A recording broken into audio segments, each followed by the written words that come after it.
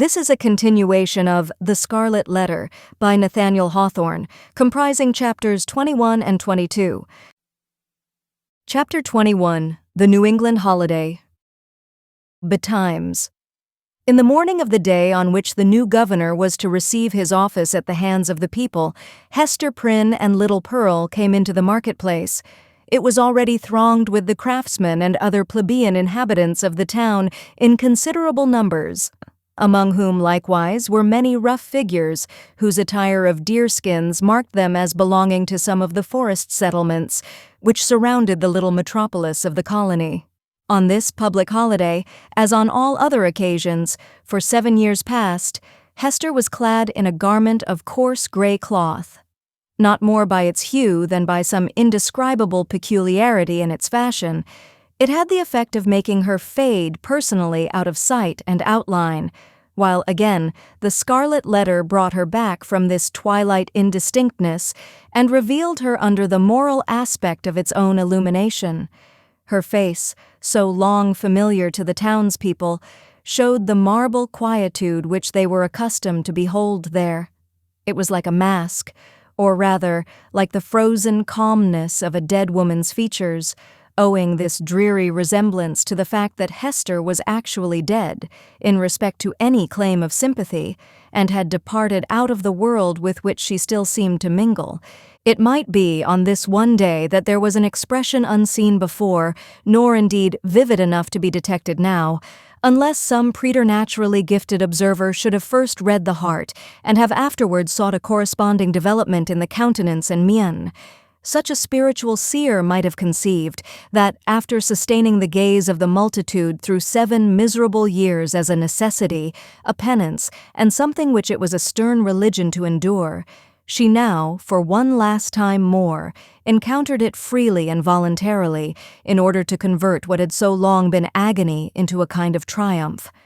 "Look your last on the scarlet letter and its wearer," the people's victim and lifelong bond-slave, as they fancied her, might say to them.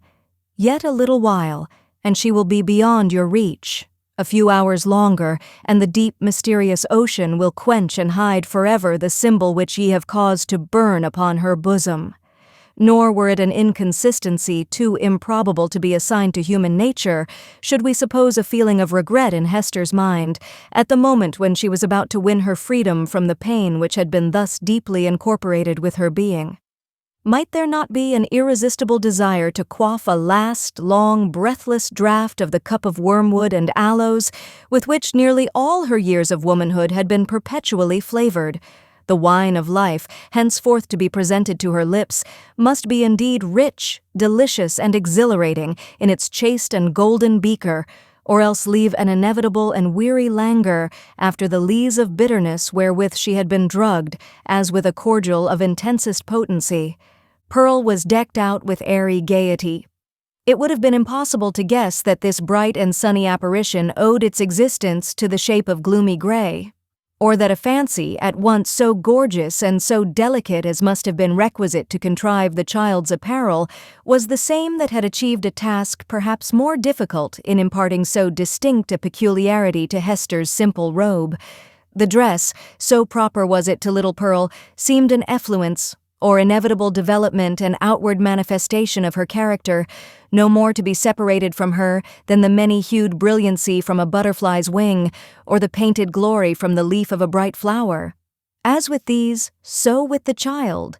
Her garb was all of one idea with her nature. On this eventful day, moreover, there was a certain singular inquietude and excitement in her mood, resembling nothing so much as the shimmer of a diamond that sparkles and flashes with the varied throbbings of the breast on which it is displayed. Children have always a sympathy in the agitations of those connected with them, always, especially, a sense of any trouble or impending revolution of whatever kind in domestic circumstances, and therefore Pearl, who was the gem on her mother's unquiet bosom, betrayed by the very dance of her spirits the emotions which none could detect in the marble passiveness of Hester's brow. This effervescence made her flit with a bird-like movement rather than walk by her mother's side. She broke continually into shouts of a wild, inarticulate, and sometimes piercing music. When they reached the marketplace, she became still more restless on perceiving the stir and bustle that enlivened the spot, for it was usually more like the broad and lonesome green before a village meeting-house than the center of a town's business. "Why, what is this, mother?" cried she. "Wherefore have all the people left their work today? Is it a play day for the whole world? See, there is the blacksmith. He has washed his sooty face and put on his Sabbath-day clothes, and looks as if he would gladly be merry if any kind body would only teach him how. And there is Master Brackett, the old jailer, nodding and smiling at me. Why does he do so, mother?" "He remembers thee a little babe, my child," answered Hester. "He should not nod and smile at me for all that. The black, grim, ugly-eyed old man," said Pearl. "He may nod at thee, if he will, for thou art clad in grey, and wearest the scarlet letter. But see, mother, how many faces of strange people, and Indians among them, and sailors. What have they all come to do here in the marketplace?" "They wait to see the procession pass," said Hester, "for the governor and the magistrates are to go by, and the ministers, and all the great people and good people, with the music and the soldiers marching before them." "And will the minister be there?" asked Pearl. "And will he hold out both his hands to me, as when thou ledst me to him from the brookside?" "He will be there, child," answered her mother, "but he will not greet thee today, nor must thou greet him." "What a strange, sad man is he," said the child, as if speaking partly to herself. "In the dark night-time he calls us to him, and holds thy hand in mine, as when we stood with him on the scaffold yonder, and in the deep forest where only the old trees can hear, and the strip of sky see it. He talks with thee, sitting on a heap of moss. And he kisses my forehead, too, so that the little brook would hardly wash it off. But here, in the sunny day, and among all the people, he knows us not, nor must we know him. A strange, sad man is he, with his hand always over his heart." "Be quiet, Pearl. Thou understandest not these things," said her mother. "Think not now of the minister, but look about thee, and see how cheery is everybody's face today. The children have come from their schools, and the grown people from their workshops and their fields, on purpose to be happy. For today a new man is beginning to rule over them, and so, as has been the custom of mankind ever since a nation was first gathered, they make merry and rejoice, as if a good and golden year were at length to pass over the poor old world." It was, as Hester said, in regard to the unwonted jollity that brightened the faces of the people.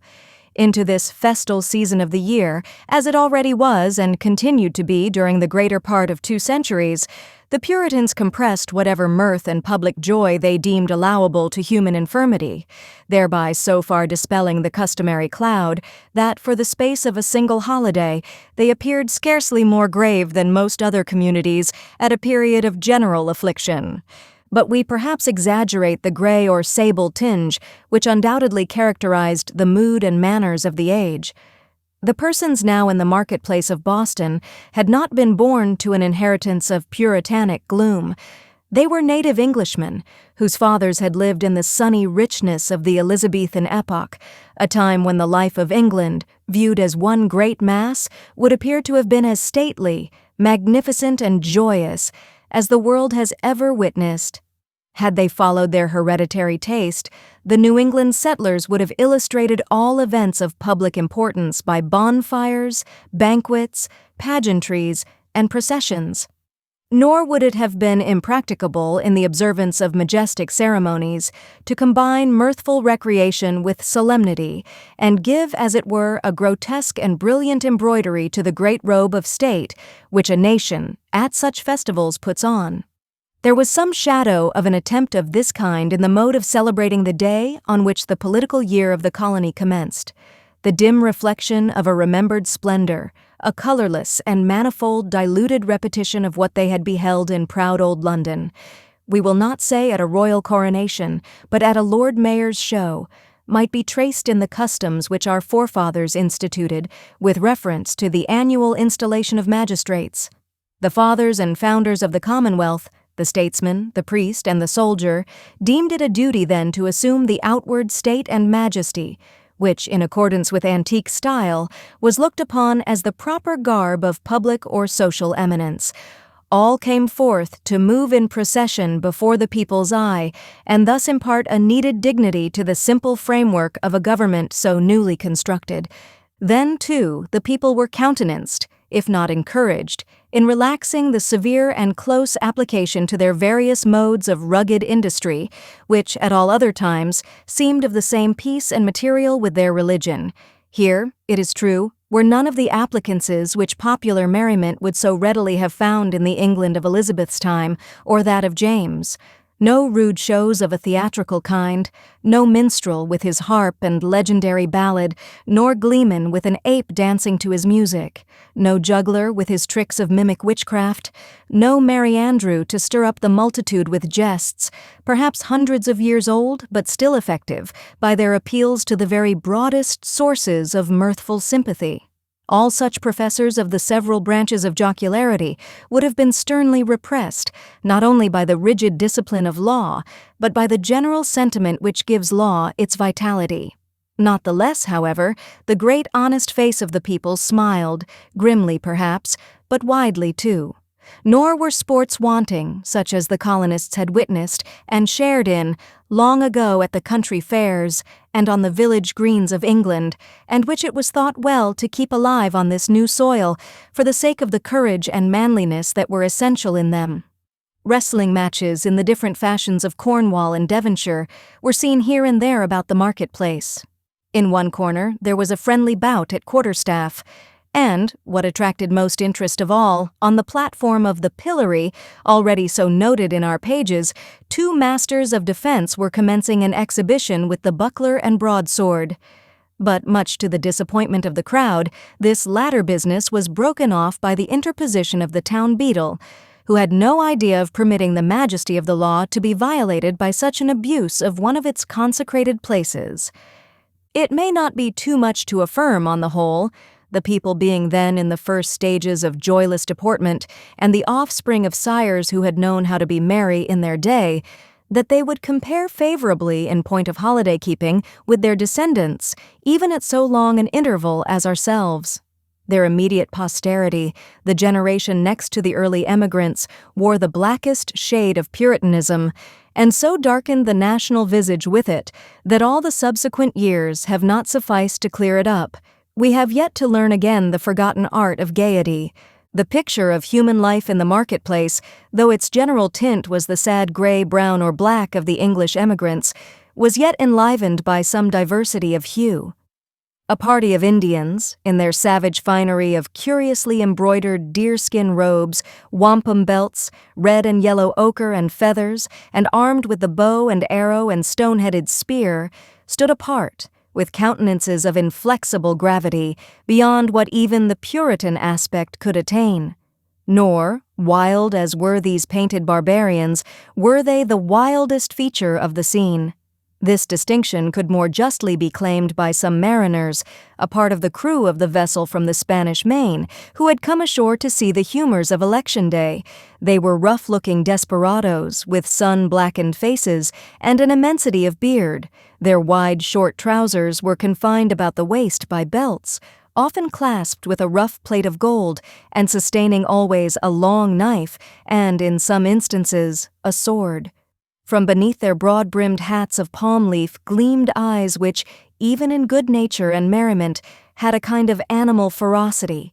They transgressed, without fear or scruple, the rules of behavior that were binding on all others, smoking tobacco under the beadle's very nose, although each whiff would have cost a townsman a shilling, and quaffing, at their pleasure, draughts of wine or aqua vitae from pocket flasks, which they freely tendered to the gaping crowd around them.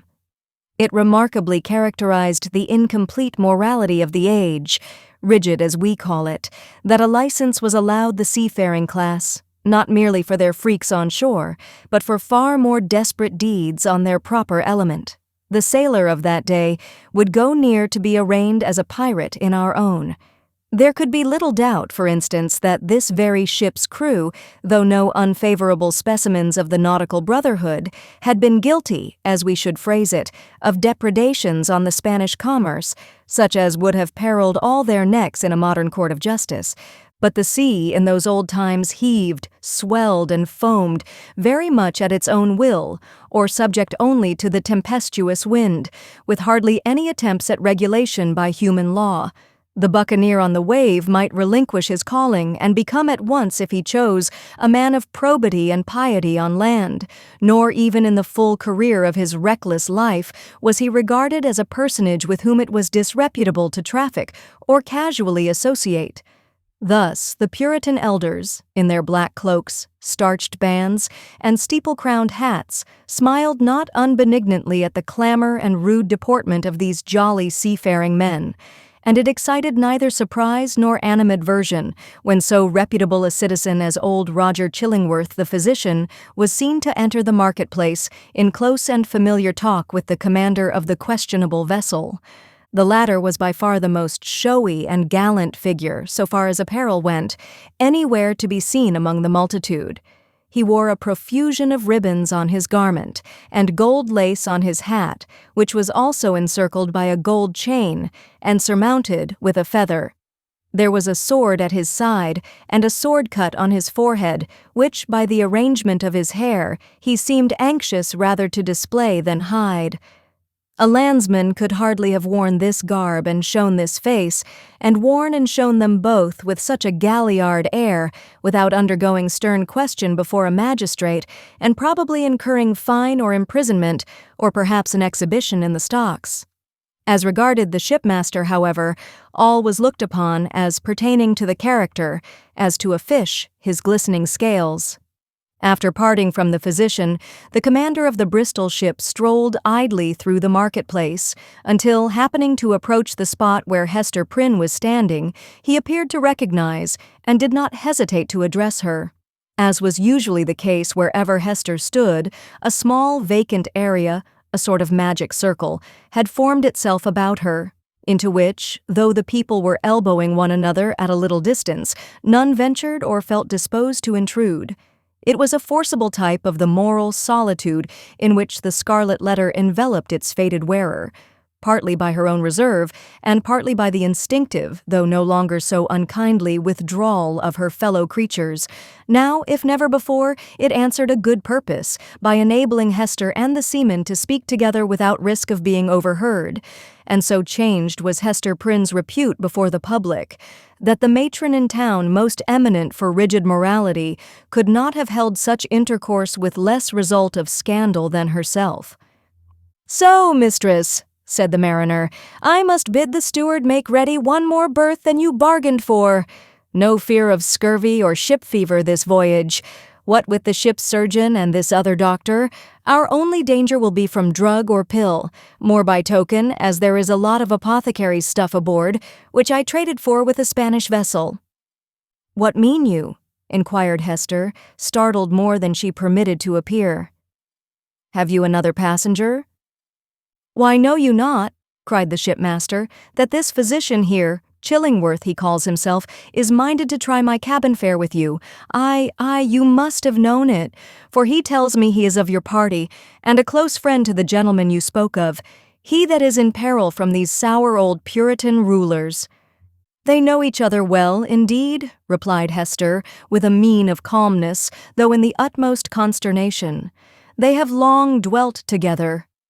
Nothing further passed between the mariner and Hester Prynne, but at that instant she beheld old Roger Chillingworth himself, standing in the remotest corner of the marketplace and smiling on her, a smile which, across the wide and bustling square, and through all the talk and laughter and various thoughts, moods, and interests of the crowd, conveyed secret and fearful meaning. Chapter 22. The Procession. Before Hester Prynne could call together her thoughts and consider what was practicable to be done in this new and startling aspect of affairs, the sound of military music was heard approaching along a contiguous street. It denoted the advance of the procession of magistrates and citizens on its way towards the meeting-house, where, in compliance with a custom thus early established and ever since observed, the Reverend Mr. Dimsdale was to deliver an election sermon. Soon the head of the procession showed itself, with a slow and stately march, turning a corner and making its way across the marketplace. First came the music. It comprised a variety of instruments, perhaps imperfectly adapted to one another, and played with no great skill, but yet attaining the great object for which the harmony of drum and clarion addresses itself to the multitude, that of imparting a higher and more heroic air to the scene of life that passes before the eye. Little Pearl at first clapped her hands, but then lost, for an instant, the restless agitation that had kept her in a continual effervescence throughout the morning. She gazed silently and seemed to be borne upward like a floating sea-bird on the long heaves and swells of sound. But she was brought back to her former mood by the shimmer of the sunshine on the weapons and bright armor of the military company, which followed after the music and formed the honorary escort of the procession. This body of soldiery, which still sustains a corporate existence and marches down from past ages with an ancient and honorable fame, was composed of no mercenary materials.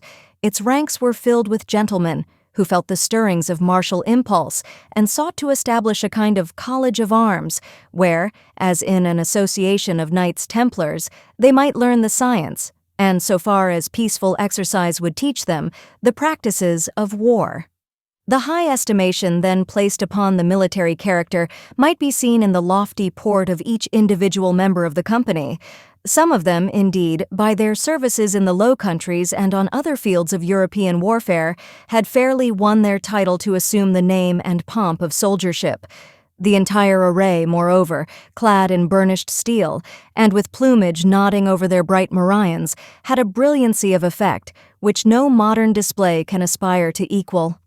And yet the men of civil eminence who came immediately behind the military escort were better worth a thoughtful observer's eye.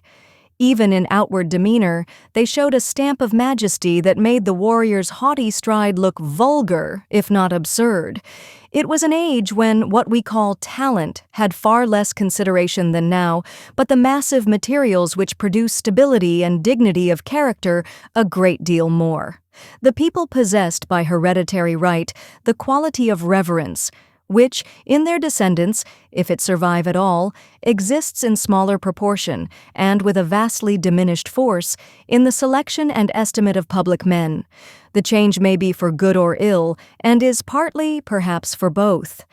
In that old day, the English settler on these rude shores, having left king, nobles, and all degrees of awful rank behind, while still the faculty and necessity of reverence were strong in him, bestowed it on the white hair and venerable brow of age, on long-tried integrity, on solid wisdom and sad-colored experience, on endowments of that grave and weighty order which gives the idea of permanence and comes under the general definition of respectability.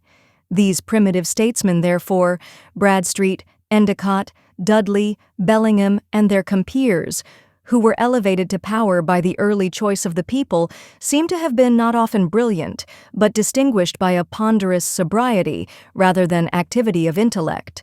They had fortitude and self-reliance, and, in time of difficulty or peril, stood up for the welfare of the state like a line of cliffs against a tempestuous tide.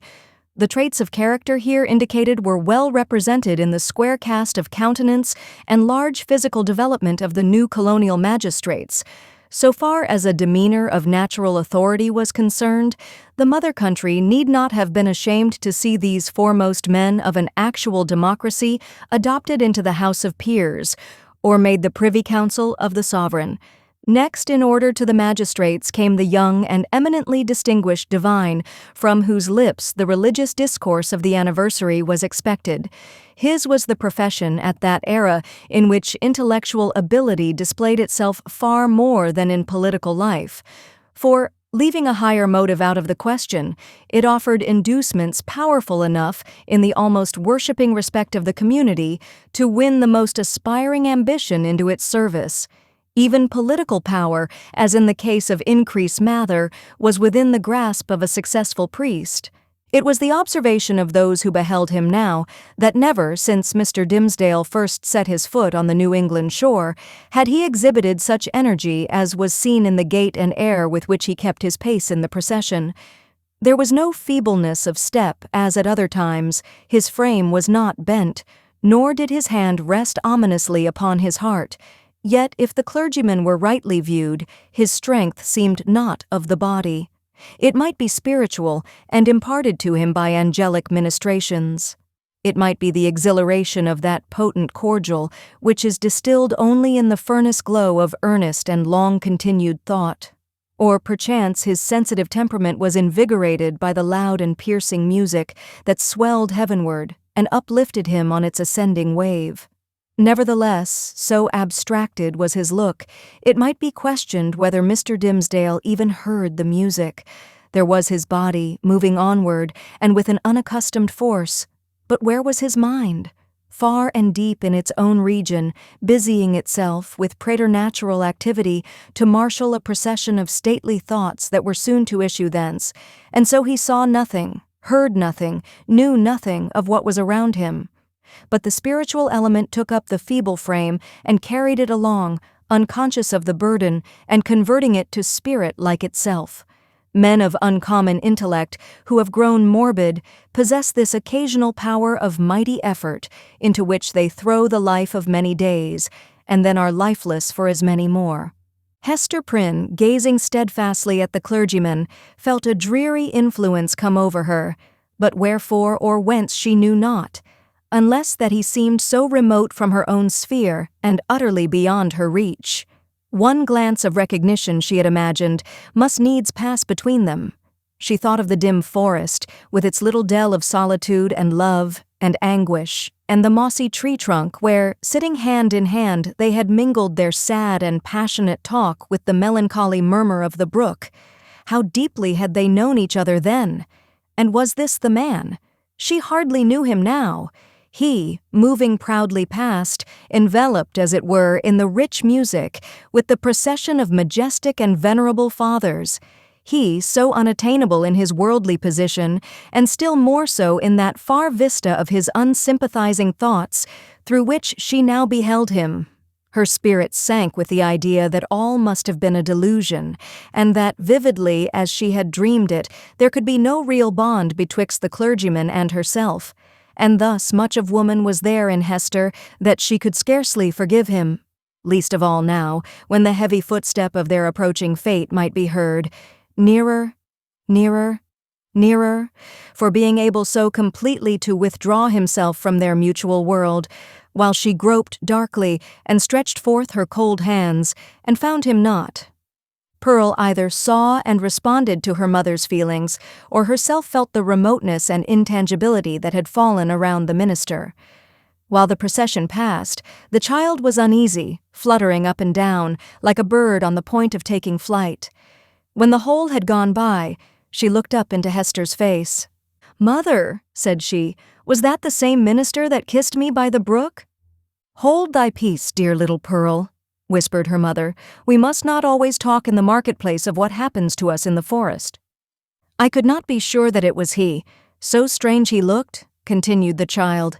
"Else I would have run to him and bid him kiss me now, before all the people, even as he did yonder among the dark old trees. What would the minister have said, mother? Would he have clapped his hand over his heart and scowled on me and bid me be gone?" "What should he say, Pearl?" answered Hester, "save that it was no time to kiss, and that kisses are not to be given in the marketplace. Well for thee, foolish child, that thou didst not speak to him." Another shade of the same sentiment, in reference to Mr. Dimmesdale, was expressed by a person whose eccentricities, or insanity, as we should term it, led her to do what few of the townspeople would have ventured on, to begin a conversation with the wearer of the scarlet letter in public. It was Mistress Hibbins, who, arrayed in great magnificence, with a triple ruff, a broidered stomacher, a gown of rich velvet, and a gold-headed cane, had come forth to see the procession.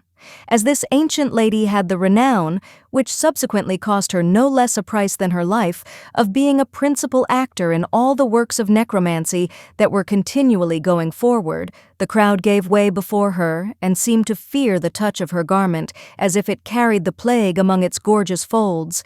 Seen in conjunction with Hester Prynne, kindly as so many now felt towards the latter, the dread inspired by Mistress Hibbins was doubled, and caused a general movement from that part of the marketplace in which the two women stood. "Now what mortal imagination could conceive it?" whispered the old lady, confidentially, to Hester. "Yonder divine man, that saint on earth, as the people uphold him to be, and as, I must needs say, he really looks. Who now, that saw him pass in the procession, would think how little while it is since he went forth out of his study, chewing a Hebrew text of Scripture in his mouth, I warrant, to take an airing in the forest. Aha! We know what that means, Hester Prynne, but truly, forsooth, I find it hard to believe him the same man. Many a church member saw I walking behind the music that has danced in the same measure with me when somebody was fiddler, and it might be an Indian powwow or a Lapland wizard changing hands with us. That is but a trifle when a woman knows the world. But this minister— couldst thou surely tell, Hester, whether he was the same man that encountered thee on the forest path?" "Madam, I know not of what you speak," answered Hester Prynne, feeling Mistress Hibbins to be of infirm mind, yet strangely startled and awe-stricken by the confidence with which she affirmed a personal connection between so many persons, herself among them, and the evil one. "It is not for me to talk lightly of a learned and pious minister of the word, like the Reverend Mr. Dimsdale." "Fie, woman, fie!" cried the old lady, shaking her finger at Hester. "Dost thou think I have been to the forest so many times, and have yet no skill to judge who else has been there? Yea, though no leaf of the wild garlands which they wore while they danced be left in their hair. I know thee, Hester, for I behold the token. We may all see it in the sunshine, and it glows like a red flame in the dark. Thou wearest it openly, so there need be no question about that. But this minister, let me tell thee, in thine ear, when the black man sees one of his own servants, signed and sealed, so shy of owning to the bond as is the Reverend Mr. Dimsdale, he hath a way of ordering matters so that the mark shall be disclosed in open daylight to the eyes of all the world. What is it that the minister seeks to hide, with his hand always over his heart? Ha! Hester Prynne." "What is it, good Mistress Hibbins?" eagerly asked little Pearl. "Hast thou seen it?" "No matter, darling," responded Mistress Hibbins, making Pearl a profound reverence. "Thou thyself wilt see it one time or another. They say, child, thou art of the lineage of the Prince of the Air. Wilt thou ride with me some fine night to see thy father? Then thou shalt know wherefore the minister keeps his hand over his heart." Laughing so shrilly that all the marketplace could hear her, the weird old gentlewoman took her departure.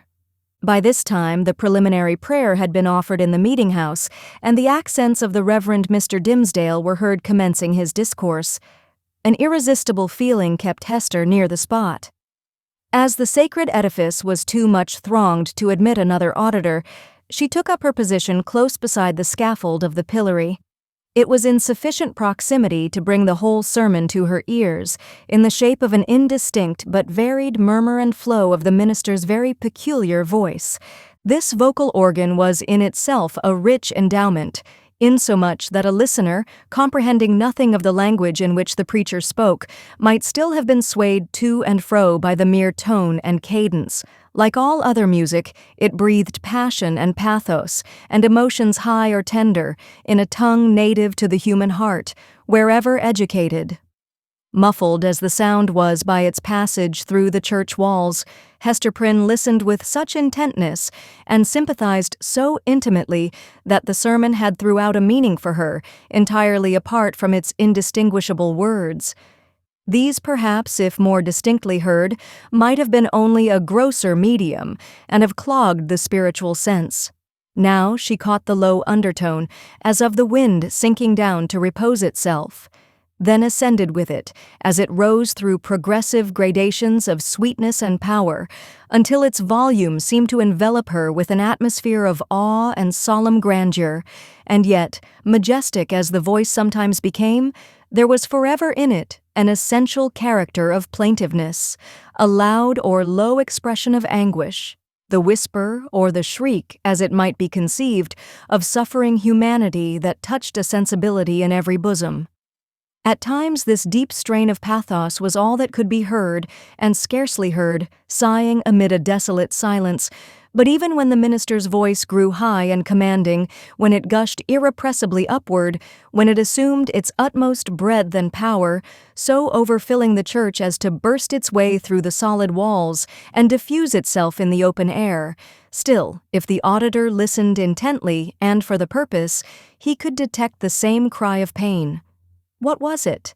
The complaint of a human heart, sorrow-laden, perchance guilty, telling its secret, whether of guilt or sorrow, to the great heart of mankind, beseeching its sympathy or forgiveness, at every moment, in each accent, and never in vain.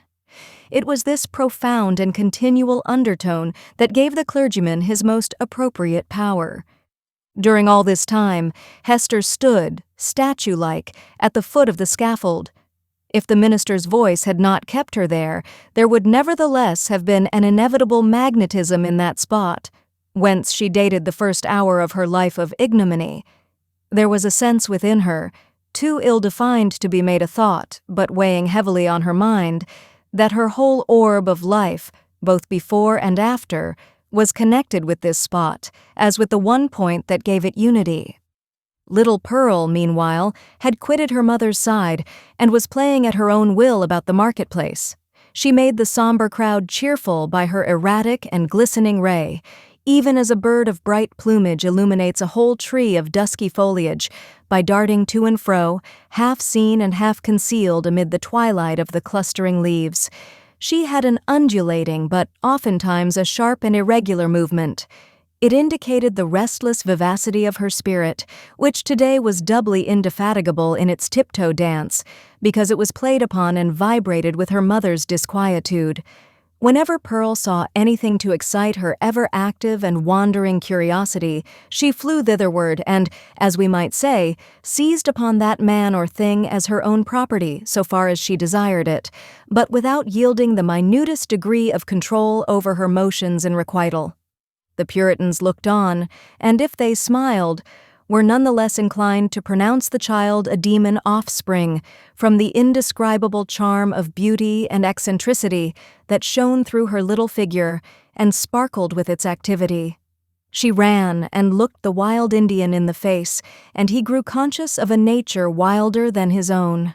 Thence, with native audacity, but still with a reserve as characteristic, she flew into the midst of a group of mariners, the swarthy-cheeked wild men of the ocean, as the Indians were of the land, and they gazed wonderingly and admiringly at Pearl, as if a flake of the sea foam had taken the shape of a little maid, and were gifted with a soul of the sea fire that flashes beneath the prow in the night-time. One of these seafaring men, the shipmaster indeed who had spoken to Hester Prynne, was so smitten with Pearl's aspect that he attempted to lay hands upon her, with purpose to snatch a kiss. Finding it as impossible to touch her as to catch a hummingbird in the air, he took from his hat the gold chain that was twisted about it and threw it to the child. Pearl immediately twined it around her neck and waist, with such happy skill that once seen there it became a part of her, and it was difficult to imagine her without it. "Thy mother is yonder woman with the scarlet letter," said the seaman. "Wilt thou carry her a message from me?" "If the message pleases me, I will," answered Pearl. "Then tell her," rejoined he, "that I spake again with the black-a-visaged, hump-shouldered old doctor, and he engages to bring his friend, the gentleman she wots of, aboard with him. So let thy mother take no thought, save for herself and thee. Wilt thou tell her this, thou witch baby?" "Mistress Hibbins says my father is the prince of the air," cried Pearl with a naughty smile. "If thou callest me that ill name, I shall tell him of thee, and he will chase thy ship with a tempest." Pursuing a zigzag course across the marketplace, the child returned to her mother and communicated what the mariner had said. Hester's strong, calm, steadfastly enduring spirit almost sank at last on beholding this dark and grim countenance of an inevitable doom, which, at the moment when a passage seemed to open for the minister and herself out of their labyrinth of misery, showed itself, with an unrelenting smile, right in the midst of their path, With her mind harassed by the terrible perplexity in which the shipmaster's intelligence involved her, she was also subjected to another trial. There were many people present, from the country round about, who had often heard of the Scarlet Letter, and to whom it had been made terrific by 100 false or exaggerated rumors, but who had never beheld it with their own bodily eyes. These, after exhausting other modes of amusement, now thronged about Hester Prynne with rude and boorish intrusiveness. Unscrupulous as it was, however, it could not bring them nearer than a circuit of several yards. At that distance they accordingly stood, fixed there by the centrifugal force of the repugnance which the mystic symbol inspired. The whole gang of sailors, likewise, observing the press of spectators, and learning the purport of the Scarlet Letter, came and thrust their sunburnt and desperado-looking faces into the ring. Even the Indians were affected by a sort of cold shadow of the white man's curiosity, and gliding through the crowd, fastened their snake-like black eyes on Hester's bosom, conceiving, perhaps, that the wearer of this brilliantly embroidered badge must needs be a personage of high dignity among her people. Lastly, the inhabitants of the town, their own interest in this worn-out subject languidly reviving itself by sympathy with what they saw others feel, lounged idly to the same quarter, and tormented Hester Prynne, perhaps more than all the rest, with their cool, well-acquainted gaze at her familiar shame. Hester saw and recognized the selfsame faces of that group of matrons who had awaited her forthcoming from the prison door 7 years ago, all save one, the youngest and only compassionate among them, whose burial robe she had since made.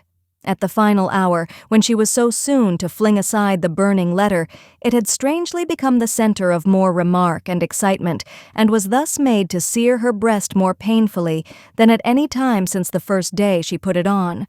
While Hester stood in that magic circle of ignominy, where the cunning cruelty of her sentence seemed to have fixed her forever, the admirable preacher was looking down from the sacred pulpit upon an audience whose very inmost spirits had yielded to his control. The sainted minister in the church, the woman of the Scarlet Letter in the marketplace. What imagination would have been irreverent enough to surmise that the same scorching stigma was on them both? This concludes the 14th part of 15 total of The Scarlet Letter by Nathaniel Hawthorne, produced by Best Audiobooks for free.